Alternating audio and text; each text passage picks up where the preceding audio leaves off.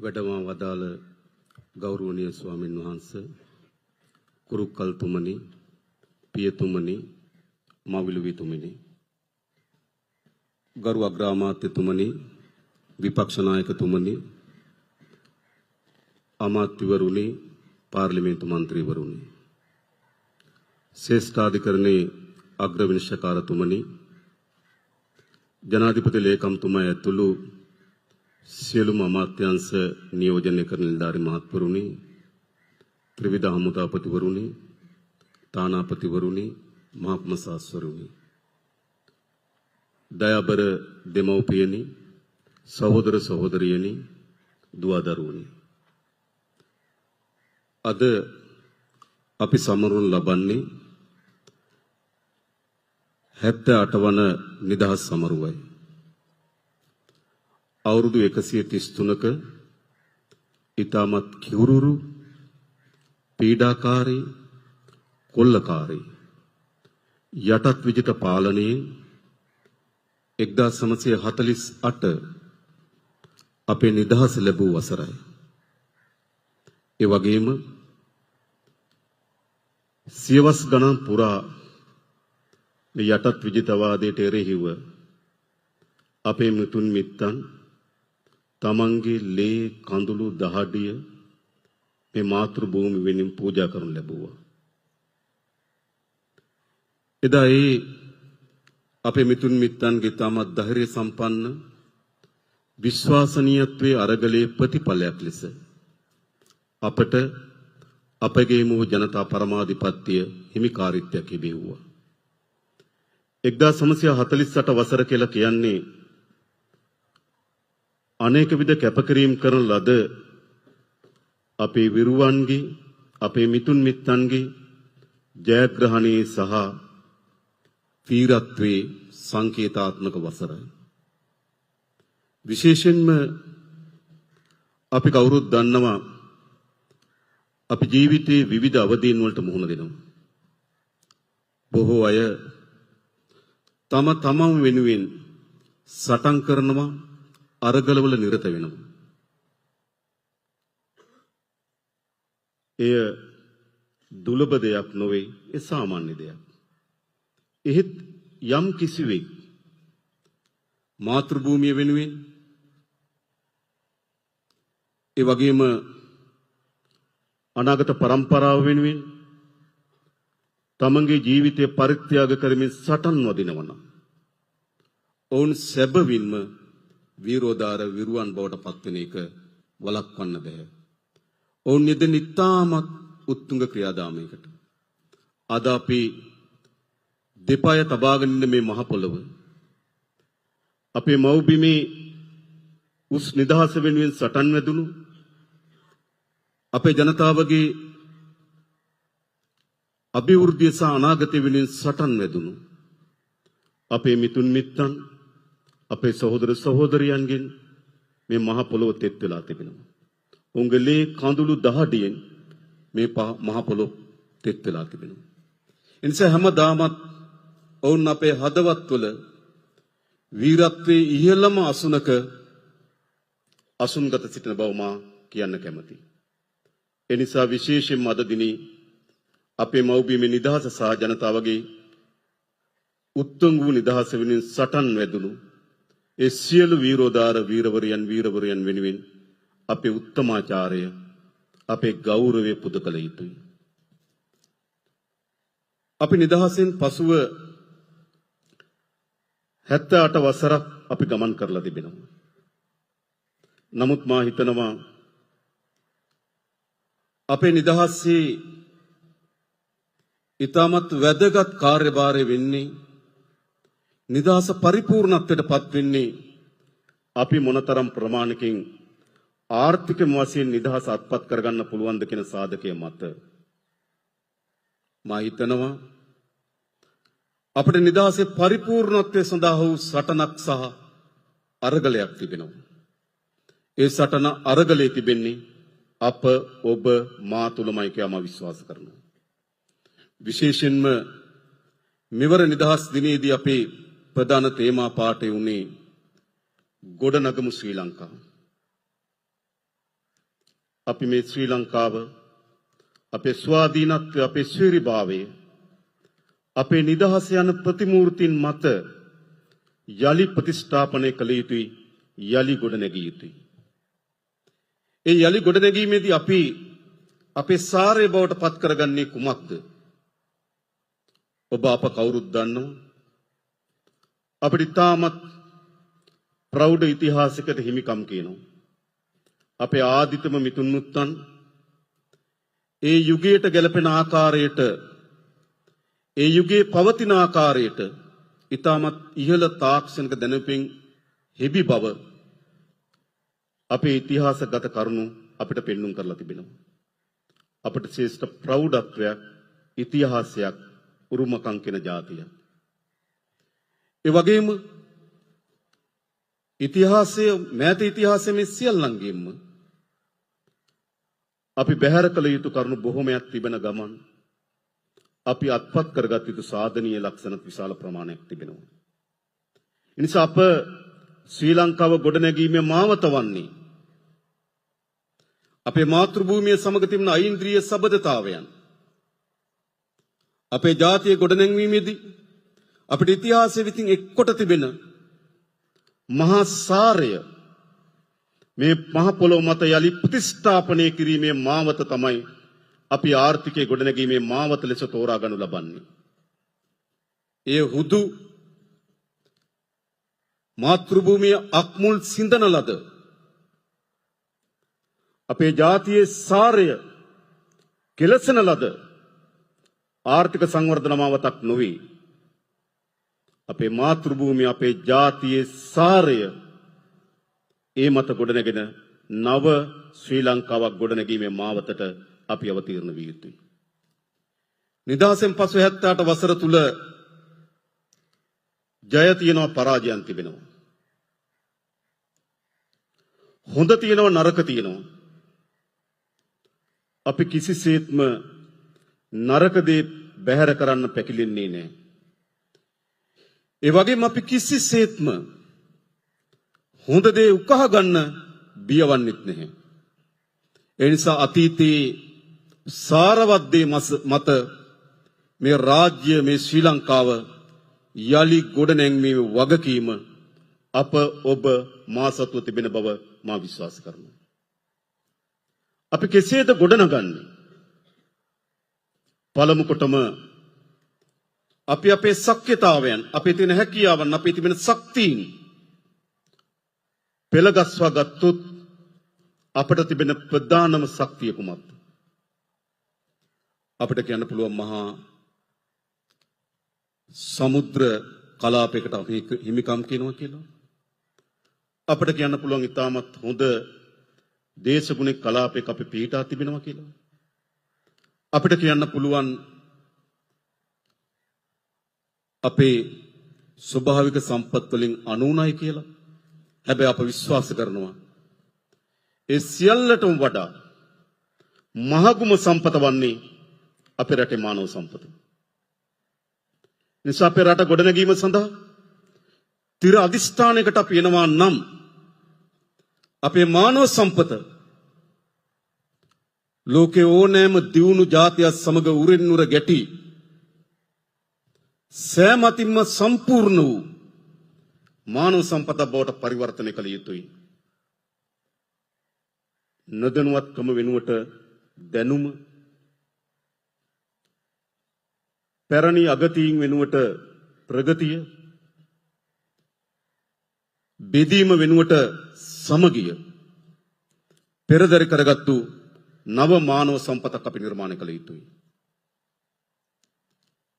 විශේෂයෙන්ම එහිදී කලාව, සාහිත්‍ය, අපේ ඉතිහාසය, ඒ වගේම නව තාක්ෂණය, අධ්‍යාපනය මේ මානව සම්පත දියුණු කිරීමේදී වැදගත් කාර්යභාරයක් සුළන බව අප කවුරුත් දන්නවා. එසේනම් අපිට අපේ රටේ දියුණු මානව සම්පතක් ගොඩනගන්න කුමකින්ද? දැනුමින්, සහකම්පනයෙන්, තෙතමනින්, නූතන තාක්ෂණය ඒකාබද්ධ කර ගැනීමෙන්, අනුගුණ මානව සම්පතක් අපි නිර්මාණය කළ යුතුයි. ඒ නිර්මාණය කරන්න නම් අපි අපේ අධ්‍යාපන ශාස්ත්‍රයේ විශාලතම පරිවර්තනීය යුගයක් අපි ආරම්භ කළ යුතුයි. අපි ඒ සඳහා සූදානම්. පැරණි අගති මොනතරම් ප්‍රමාණයට එම නව මිනිසෙක් ගොඩනැගීම සඳහා දරන ප්‍රයත්නයට බාධා කරනවා නම් ඒ සියල්ලට එරෙහිව නව දැනුම, නව තාක්ෂණය, නව මානවය නිර්මාණය කිරීම සඳහා අවශ්‍ය වෙන පරිවර්තනීය කාර්යභාරය ඉටු කරන්න අප සූදානම්. ඒ සඳහා මේ රටේ පොදු ජනයාගේ සහාය ලැබෙන බව මා විශ්වාස කරනවා. ඒ වගේම ඊළඟ ප්‍රධාන සාධකයේ බවට පත් වෙන්නේ කුමක්ද? අපි අපිට මානව ශක්තිය ප්‍රධාන ශක්තියක් වෙන බව ඇත්ත. හැබැයි ශක්තිය රඳා පවතින්නේ අපි බෙදීමෙන්ද, අපි එකතු වීමෙන්ද? අපි සතුව තිබෙන ප්‍රධානම ශක්තිය වන අපේ මානව සම්පතේ ශක්තිය රඳා පවතින්නේ අපගේ සමගි භාවය වෙනුවෙන් පමණයි. අපි බිඳුනොත් අපේ ශක්තියින් දුබල වෙනවා. අපි බෙදුනොත් අපේ ශක්තියින් දුබල වෙනවා. අපි එකිනෙකා කෙරෙහි වෛරය, ක්‍රෝධය, සැකය, ගැටුම නිර්මාණය වුණොත් අපේ ප්‍රධානම ශක්තිය දුබල වෙනවා. ශ්‍රී ලංකාව ආගම් කීපයක් අදහන ජනතාවක් ඉන්න රටක්. තමන්ට අනන්‍ය සංස්කෘතින් කීපයකින් හෙබි ජනතාවක්. ඒ වගේම ප්‍රධාන වශයෙන් භාෂාවන් දෙකක් තමගේ මව් භාෂාව බවට පත් කරගත්තු ජනතාවක්. විශ්වාසයන්, සංස්කෘතීන්, ඇදහිම් වල වෙනස්කම් තිබෙනවා. අපි ආයුත්තේ කොතනටද? මේ වෙනස්කම් අපිට උපයෝගී කරගන්න පුළුවන් ගැටුම වෙනුවෙන් මේ වෙනස්කම් අපිට අනෙකාට එරෙහිව අවියක් හැටියට ඔසවා තබන්න පුළුවන්. හැබැයි එයම අපේ ශක්තියින් දුබල කර ගැනීම. අපේ පරමාර්ථ වන්නේ කුමක්ද? මේ වෙනස්කම් වලට ගරු කරමින් එකිනෙක ජන කණ්ඩායම් වල අනන්‍යතාවයේ පිළිගරගනිමින් එහෙත් ශ්‍රී ලාංකීය ජාතිය ලෙස අපි කල්පනා කරන නව පරිවර්තනීය යුගයක් අපිට අවශ්‍යයි. අපේ ශබ්දකෝෂයේ තියෙන අවලස්සනම වචන දෙක කුමක්ද? ජාතිවාදය, අන්තවාදය. එනිසා අපි විශ්වාස කරනවා ජාතිවාදය සහ අන්තවාදය විසින් විය හැකි වන්නේ අපි සතුව තිබෙන ශක්තියින් අපම ස්වයංවම විනාශ කර ගැනීමයි, දුබල කර ගැනීමයි. එනිසා මා නැවත නැවත සපත කරනවා අපි අපේ රටේ කිසිදු බෙදීමකට, ජාතිවාදයකට, අන්තවාදයකට ඉඩ නොදෙන බවත්, අපේ රටේ ජාතික සමගිය, අපේ රටේ ගොඩනැගීමේ ප්‍රධානම ශක්තිය අපි ගොඩනගන බවත් මේ රටේ ජනතාවට මා ප්‍රකාශ කරන්න කැමතියි. ඊළඟ ප්‍රධාන කාර්ය වෙන්නේ කුමක්ද?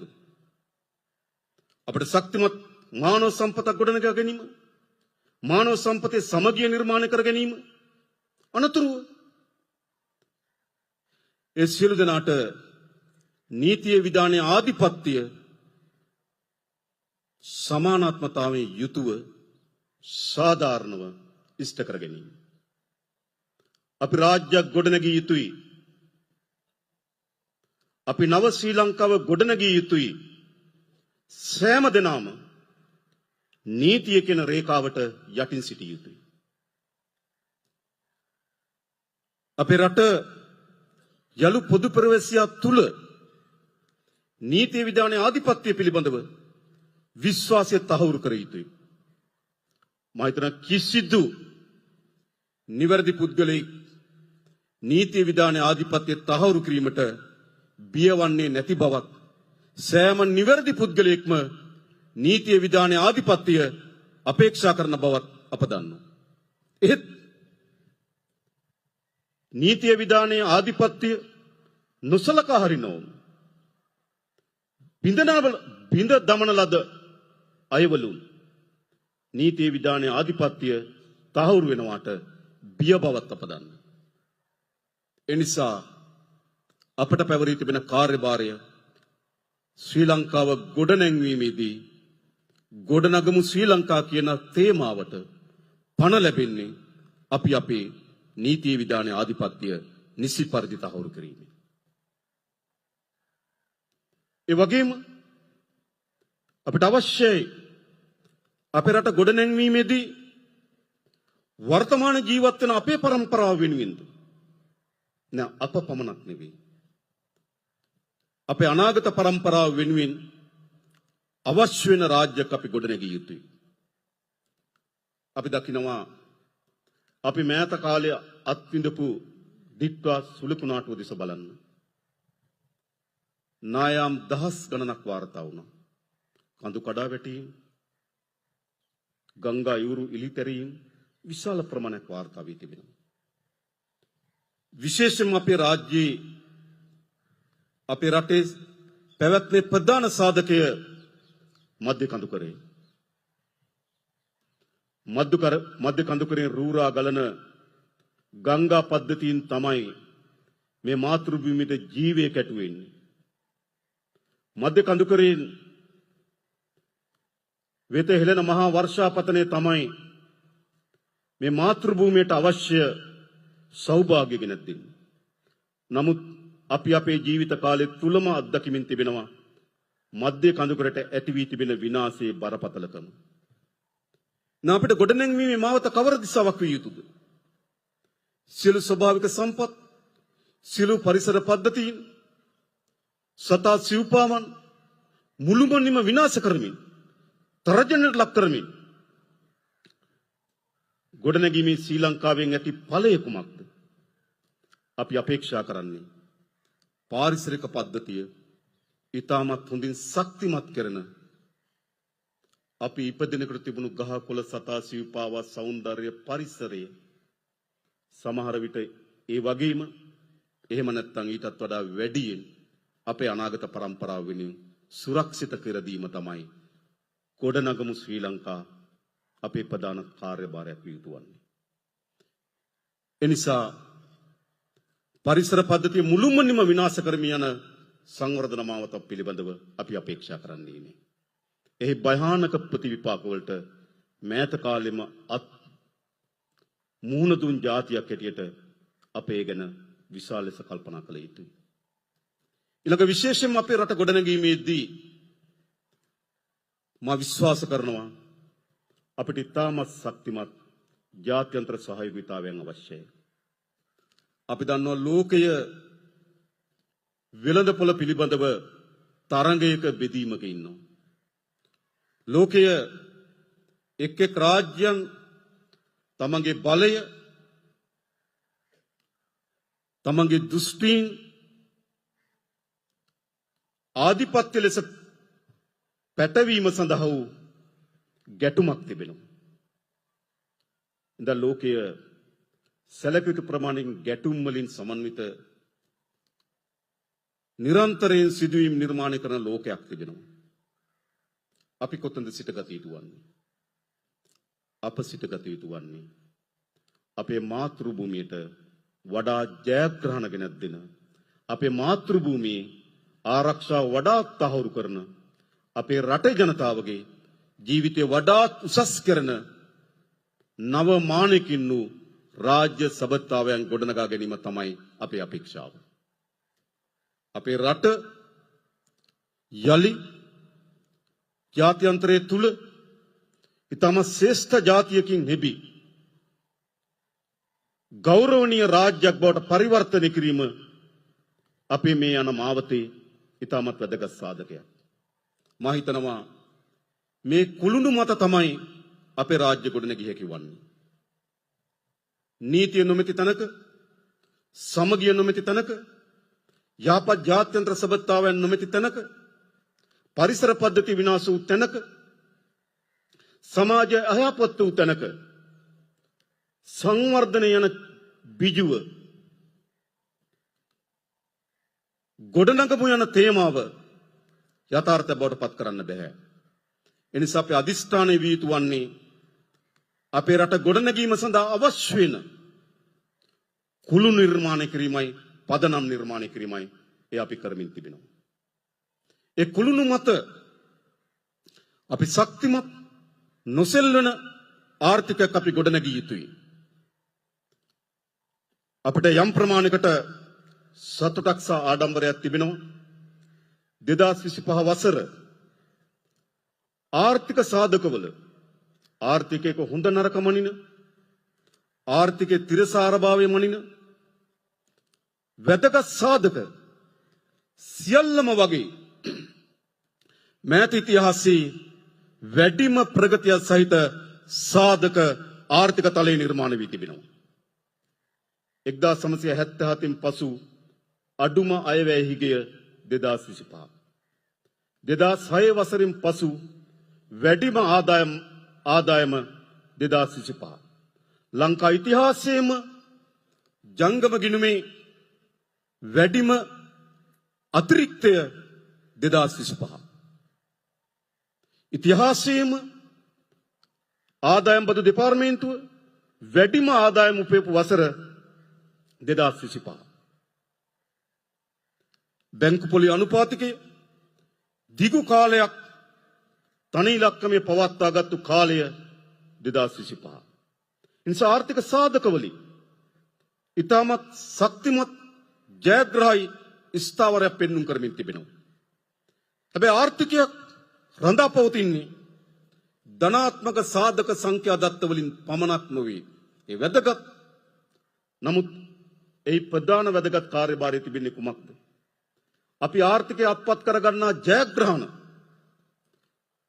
පතුලේම ඉන්න ජනතාව කරා ගලාගෙන යා යුතුයි. ජනතාවගේ ජීවිතය උසස් වන්නේ නැත්නම්,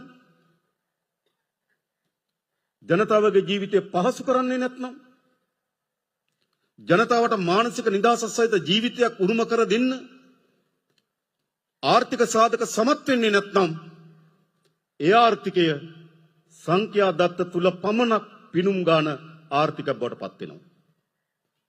ආර්ථික ප්‍රධානම ජයග්‍රහී හැරුම වන්නේ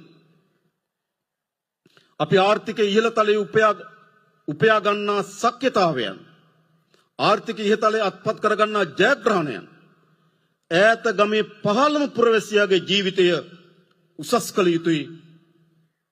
ඒ ජීවිතය පහසු කළ යුතුයි. එනිසා යලි ගොඩනැගෙන ශ්‍රී ලංකාවේ අභිප්‍රාය ආර්ථිකයේ පහළම ජන කණ්ඩායමට දක්වා ආර්ථිකයේ ප්‍රතිලාභ ගලාගෙන යන නව ශ්‍රී ලංකාවක් ගොඩනැගීම අපේ අපේක්ෂාවයි. අපි කළ යුතු තිබෙනවා. ඒ වගේම නිදහස එය පූර්ණ නිදහස බවට පරිවර්තනය වන්නේ අපි මොනතරම් ප්‍රමාණයකට ආර්ථික වශයෙන් ශක්තිමත්ද කියන සාධකයේ මත. ආර්ථිකයේ දායකත්ව කාර්යයන් දෙකකින් වැදගත්. එක පැත්තකින් ජනතාවගේ ජීවිතය උසස් කරන්න, දෙවනි පසින් අපේ රටේ ස්වෛරභාවයේ ස්වාධිපත්‍ය ස්වාධීනත්වයේ බලය තහවුරු කරගන්න. එහෙනම් අපි මොකද්ද කළ යුතු වන්නේ? ඒ සඳහා අවශ්‍ය වන නව ආර්ථික දැක්මකින් යුතුව අපේ රටේ ආර්ථිකය ගොඩනැන්විය යුතුයි. ඒ සඳහා මේ වන විටත් අපි අපේ කර්මාන්තකරුවන්, ව්‍යවසායකයන්, අපේ රාජ්‍ය සේවය, ඒ වගේම අපේ ගොවි ජනතාව, වැඩ කරන ජනතාව මේ එක පුළුල් සංවාදයක අපි නිරත වී සිටිනවා. මේ රට ගොඩනැගීම අපේ ප්‍රධානම සම්පත වන මානව සම්පත දෙවුර මත පවරාගත යුතු කාර්යයක්. ඒ සඳහා අවශ්‍ය වන සාකච්ඡාව වැඩසටහන අපි දියත් කොට තිබෙනවා. එනිසා අපි විශ්වාස කරනවා අපේ පැරණි ඓතිහාසික උරුමයන් සහ අපේ අත්දැකීම් මේ සියල්ල කැටි කොටගෙන මේ ශ්‍රී ලංකාව ගොඩනැංවිය හැකියි. ඒ නිසා මේ 78 වන නිදහස් දිනේදී අපි අපේ හදවතට, අපි අපේ ඥාණයට එකතු කළ යුතු වන්නේ මේ රට ගොඩනැගීම පිළිබඳව තිර අධිෂ්ඨානය. මේ රට ගොඩනැගිය යුතුයි. ජනාධිපතිවරයා ලෙස මාද, අපේ කැබිනට් මණ්ඩලයේද? පාර්ලිමේන්තුවේ අපේ විපක්ෂ නායකතුමාද? රාජ්‍ය සේවයේද? අපේ හාමුදුරන් වහන්සේලා, අපේ ආගමික සංස්ථාවන්ද මේ සියලු දෙනා මා හිතන අපි තිර අධිෂ්ඨානයකට එමු. මේ රට ගොඩනංවමු සෑම අතින්ම. අප්‍රිකානු හිතෝපදේශයක් තිබෙනවා. ඔබට වේගෙන් යන්න අවශ්‍ය නම් තනියම යන්න. ඔබට වේගෙන් යන්න අවශ්‍ය නම් තනියම යන්න.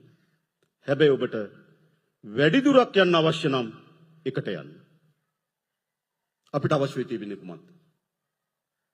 අපිට අවශ්‍ය වී තිබෙන්නේ සෑම ශේස්ත්‍රයකම වැඩි දුරක් යන්න. ආර්ථිකය අපි වැඩි දුරක් යා යුතුයි. නීති විධාන ආධිපත්‍ය වැඩි දුරට තහවුරු කළ යුතුයි. අපේ පරිසර පද්ධතිය වැඩි දුරට ආරක්ෂා කළ යුතුයි. එනම් ඒ ගමන ජය හැකි වන්නේ තනිව නොවේ. අපිට තනිව වේගයෙන් යන්න පුළුවන්. හැබැයි කෙටි දුරයි. අපිට අවශ්‍ය වෙන්නේ වැඩි දුරක් යන්න.